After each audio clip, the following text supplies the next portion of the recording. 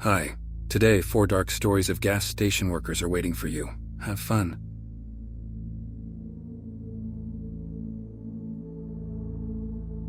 I've spent years as a diligent worker at the gas station, situated on the outskirts of the quaint town of Gravemont. It serves as a solitary sanctuary amidst the encroaching darkness that engulfs the surrounding woods.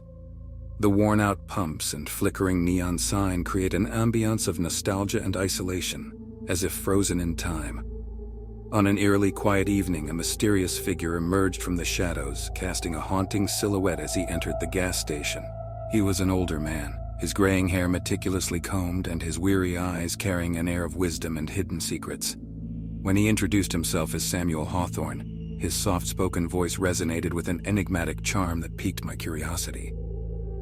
Night after night, Samuel returned to the gas station like a recurring character in a surreal play. His presence became an anchor in the desolate nights, punctuated by the clinking of coins and the distant sound of engines. With a gentle smile, he approached the counter, his words barely audible, and ordered a cup of hot chocolate that exuded warmth amidst the cold night air. During a routine cleanup near the coffee machine, a simple accident sent a box of sugar packets tumbling to the floor. As I hurriedly gathered the scattered sweetener, a small folded piece of paper caught my eye, nestled amidst the chaos. The handwriting, cramped and hurried, conveyed a chilling message. "The whispering shadows seek their next dance." A shiver ran down my spine as I realized there was more to Samuel than met the eye. Compelled by a mix of fear and curiosity, I embarked on a clandestine investigation into Samuel's past. Late nights were spent poring over faded photographs, scouring archives of local newspapers and connecting the dots in a web of unsolved mysteries. Piece by piece, the jigsaw puzzle of Samuel's life began to take shape, revealing a darker side, an elusive past riddled with unexplained disappearances and heinous crimes committed in the shadows. As the weight of my discoveries bore down upon me, a sense of urgency and responsibility surged within. Samuel, the man who had weaved himself into the fabric of Gravemont, had unwittingly fooled us all. Filled with trepidation, I reached out to the local police, revealing the evidence I had gathered and expressing the imminent danger we faced. Collaborating with law enforcement, we carefully orchestrated a plan to expose Samuel's true nature. The gas station, once a refuge from the darkness, became the stage for our final encounter. Hidden cameras were discreetly positioned, capturing every moment with meticulous precision. The seconds ticked by as the stage was set for the climactic revelation. At the stroke of midnight, Samuel arrived at the gas station, drawn by an unknowable force. His smile, like a deceptive veil, concealed the depths of his malevolence. But this time, the shadows could no longer shield him from the truth. As the police descended upon the gas station, sirens wailing and lights piercing through the darkness, Samuel's facade crumbled like a brittle facade, revealing the true face of a remorseless killer. The townsfolk, frozen in disbelief, watched as their misplaced trust turned into horror. Samuel Hawthorne was taken away, his secrets locked within the impenetrable depths of his twisted mind. It turned out that Samuel was a serial killer who committed murders all over the country. That was over 30 years ago. I found a wanted poster in an old newspaper. Gravemont stood as a town forever changed, haunted by the chilling realization that evil can wear the most ordinary masks. The gas station, once a symbol of familiarity and solace, now bore the lingering shadows of a dark chapter in its history. And I, the steadfast worker who had unwittingly danced with danger, was left with an indelible mark on my soul, forever wary of the hidden depths that may lie within those who walk amongst us. I never expected my life to take such a twisted turn. It all began with a simple text message from my friend Jasmine. She said she couldn't make it to work because she wasn't feeling well. Little did I know that would be the last message I'd receive from her for days. Jasmine, with her vibrant personality and infectious laughter, had always been the life of the party. Her presence brought warmth and joy to any gathering. We had been friends since childhood, sharing countless memories, laughter, and secrets. Her absence from work and silence worried me deeply, casting a cloud of unease over my thoughts. As the days turned into an agonizing wait, my concern for Jasmine grew. She had never been one to disappear without a trace. The gas station where I worked felt emptier, colder somehow, as if it sensed the heavy weight on my heart. Customers came and went, oblivious to the turmoil that consumed me. Each passing day without any word from Jasmine deepened the unease festering within me. I couldn't shake the feeling that something terrible had happened. The mundane tasks of my job became secondary as my mind raced with worry. I found myself retracing the moments leading up to Jasmine's absence, searching for any clues that might explain her sudden disappearance. But there were no answers, only a haunting silence that echoed through the halls of my thoughts. I questioned our friendship, wondering if there was something I had missed, some secret she had kept hidden from me. I longed for the sound of Jasmine's laughter, for her comforting presence to dispel the growing darkness that threatened to consume me. One fateful night, as I manned the gas station alone, the air became thick with tension. The fluorescent lights buzzed dimly overhead, casting long shadows that danced across the floor. And then he appeared. Jeremy, Jasmine's boyfriend, stormed into the gas station with a look of pure fury etched across his face. Jeremy was a brooding figure, often shrouded in mystery. Though he seemed to care for Jasmine, there was always something unsettling about him. His eyes bore into mine, filled with a rage I couldn't comprehend. Without a word, he lunged at me, his hands reaching for my throat. Fear gripped me as Jeremy's hands closed around my throat. The world around me blurred, my vision fading into darkness. Panic surged through my veins as I fought for every breath, desperate to break free from his grip.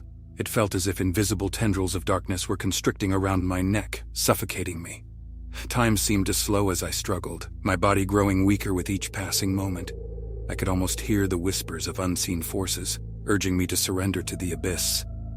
In those harrowing moments, I refused to give in to the suffocating darkness. Adrenaline coursed through my veins, fueling my fight for survival. I clawed at Jeremy's hands, desperate to loosen his grip and reclaim the precious air that sustained me. The struggle seemed endless, my strength waning with each passing second. But deep within me, a primal instinct ignited. I summoned every ounce of willpower, every flicker of determination. With one final surge, I managed to break free from his grasp. Gasping for air, my lungs welcomed the sweet relief of oxygen. The gas station around me seemed to sigh in relief, as if the very walls themselves shared in my victory. It didn't last long, though. Jeremy started choking me again, his hands tightening around my neck this time. Just when I thought all hope was lost, a ray of light pierced the suffocating darkness. The blaring sirens of a police patrol car shattered the silence, heralding their arrival. The officers rushed into the gas station, their determined faces a stark contrast to the chaos unfolding around them. With guns drawn, they swiftly intervened, tearing Jeremy away from me. Their voices, stern and commanding, echoed through the air, demanding answers and justice. I felt a mix of gratitude and disbelief wash over me. The nightmare was finally over. Gasping for precious air, I regained my composure, supported by the presence of the police. They assured me that Jeremy would be held accountable for his actions, that justice would prevail. I couldn't help but feel a renewed sense of hope. In the aftermath of the ordeal, the truth unraveled like a tattered tapestry. Jeremy told the police that I had an affair with Jasmine, which is why he killed her a few days earlier. It turned out that Jeremy had concocted the entire story of infidelity, driven by jealousy and anger. Jasmine, my dear friend, was never unfaithful. She was a victim of his deranged mind. As the reality settled in, my heart ached for Jasmine. The betrayal cut deep, leaving wounds that would take time to heal. I questioned how well I truly knew Jeremy, how I had missed the signs of his unraveling sanity. But amidst the darkness, I found solace in knowing that justice had been served. The gas station, once a place of familiarity and safety, now held a tinge of fear, but I refused to let fear control me. I continued to work at the gas station, determined to face my fears head-on. The scars of that night ran deep, but they also served as a reminder of the strength I had discovered within myself. I cherished the bonds of friendship even more, vowing to never take them for granted again.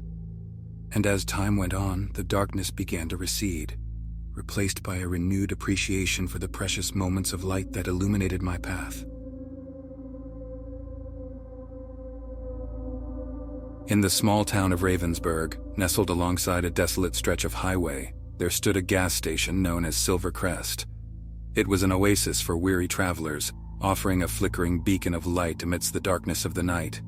This is where I, John, had spent countless hours serving customers and witnessing the peculiarities of life. On a stormy night like no other, the rain cascaded from the heavens, drumming against the windows. It was during this tempestuous evening that fate would bring forth an encounter that would forever haunt my memories.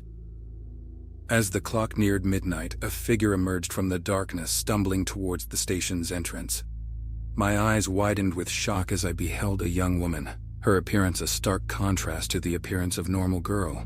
Her face bore the marks of abuse, her body emaciated and covered in dirt, while tattered clothes clung to her shivering frame. She limped toward me, desperation etched in her hollow eyes. Her voice, trembling with fear, reached my ears as she pleaded, "Please, someone kidnapped me, held me captive. I managed to escape. He's coming for me." Her words hung in the air, heavy with a tale of unimaginable horror. Instinctively, I knew I had to help her, to shield her from the malevolent force that sought to reclaim its prey. Urging her to find safety in the back room, I felt a surge of adrenaline as I reached for the phone to dial emergency services. The voice on the other end of the line crackled with urgency as I relayed the harrowing account. I pleaded for their swift arrival, fearing the imminent arrival of the tormentor who haunted this young woman's nightmares. As I ended the call, a black van skidded to a halt outside Silver Crest, its tires squealing on the wet asphalt. Out stepped a middle-aged man, his face lined with worry and desperation.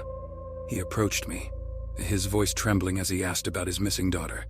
He explained that she had fallen victim to the clutches of addiction, running away from home in search of solace.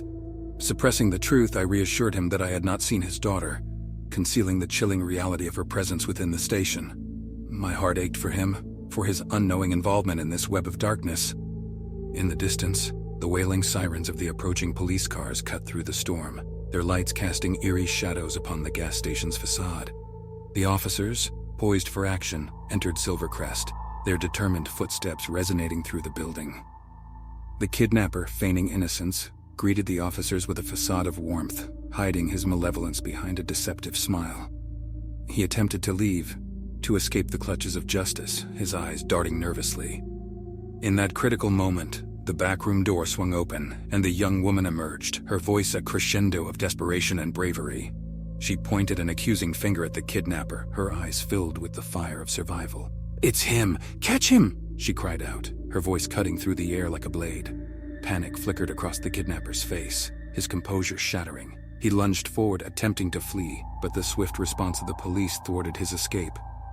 They tackled him to the ground, his resistance futile against the forces of justice. With the kidnapper apprehended, a sense of relief washed over the gas station, mingling with the lingering unease that hung in the air. The young woman, freed from the clutches of her tormentor, was carefully ushered into the hands of medical professionals and psychologists who would guide her on the path to recovery. As for me, John, I stood there, a witness to the darkness that permeates even the most seemingly ordinary places. Silvercrest gas station would forever bear the weight of this nightmarish tale, its walls echoing with the whispers of the horrors that unfolded within. The town of Ravensburg, once known for its quaint charm, now carried the lingering shadows of this harrowing ordeal. Locals spoke in hushed tones of the gas station that became a battleground between good and evil, forever changing the course of their community's history. And I, John, would carry the weight of this story, etching it into my memory, a constant reminder of the fragility of life and the courage of those who dare to escape the clutches of darkness.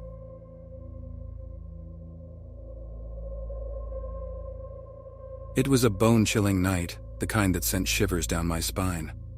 I was just an ordinary gas station worker, going about my mundane tasks, hoping for a quiet evening. But fate had other plans in store for me. As I glanced out the window, my eyes widened in surprise. Two little girls stood outside the gas station, their innocent faces etched with fear. They wore ordinary clothes, their hair disheveled and their cheeks stained with tears. Something about them tugged at my heartstrings, as if they held a secret longing for safety.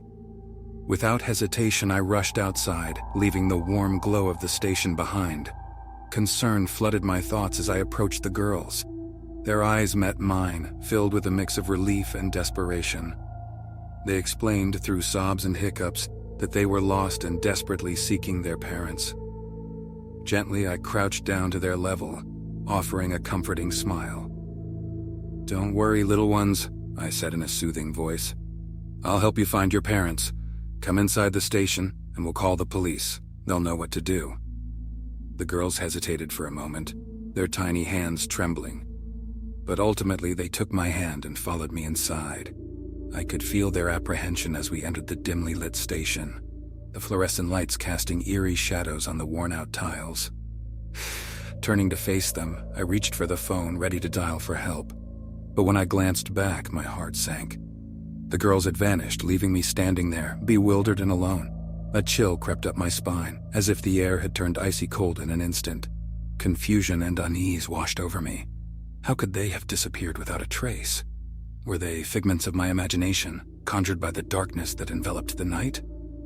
The questions swirled in my mind, but answers remained elusive. Suddenly, the wailing sirens pierced the silence, their shrill cries jolting me back to reality. The sounds of ambulances, police cars, and fire engines grew louder, echoing through the night. Dread consumed me as I pieced together the tragic puzzle. News soon spread like wildfire. A devastating accident had occurred on the nearby highway, claiming the lives of an entire family. 2 young girls identical to the ones I had encountered were among the victims. The weight of grief settled heavily upon my shoulders, mingling with a sense of guilt. I couldn't shake the feeling that the girls had sought me out, their pleading eyes begging for assistance in their final moments. Perhaps they were spirits, lost and trapped between worlds, reaching out to the living for salvation. The gas station, once a place of mundane routine, had transformed into a haunting reminder of the fragile nature of life. Every creak of the floorboards, every flickering light, reminded me of those lost souls. The walls seemed to whisper their names, their presence lingering in the air, an ethereal presence impossible to ignore. Night after night, I found myself drawn back to that window, peering into the darkness, half expecting to see their ghostly figures. Their memories, forever etched in my mind, fueled my empathy for those in need. In the end, the gas station became more than just a workplace. It became a beacon of hope, a place where lost souls might find solace and guidance. Are you prepared to embark on a haunting journey delving into the depths of nightmare memoirs? Will you dare to uncover the chilling secrets that lurk in the shadows? Join us and become a fearless seeker of all things spooky. Subscribe and like if you dare to traverse the shadowy depths with us.